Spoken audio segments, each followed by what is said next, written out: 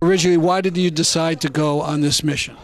Well, I'm a social worker, and I've been to Gaza for 2 extended visits. One 4 months after the invasion, where I went to look at what was going on with the children that represent most of the population of Gaza. And then last year I went back for 2 weeks, and I worked with mental health centers and young people who are working with children around building resiliency. And so it's been very clear to me what the siege has done to the population of Gaza and what the blockade is doing to prevent people, from recovering from that terrible invasion. I feel like this is, change comes from below, from citizens of the world. Governments are not going to give us the kind of change that we look for. And so we are a bunch of ordinary citizens who are taking one of those steps to make change possible.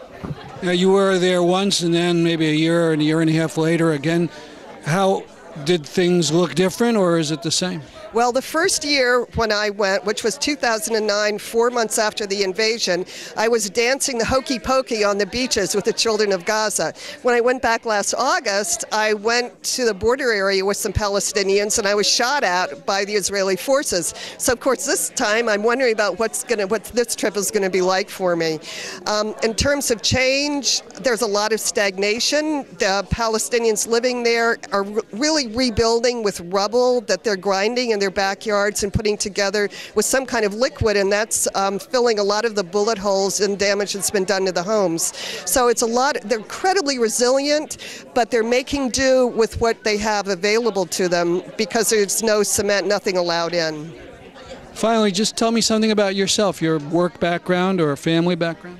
Yeah, again, I'm a social worker, but I grew up in Holland, and that was very formative for me. We lived in a house where Jews were hidden during World War II, and so even 10 years after the war, people talked a lot about what that meant to them in Holland, and it became part of my soul, that kind of narrative.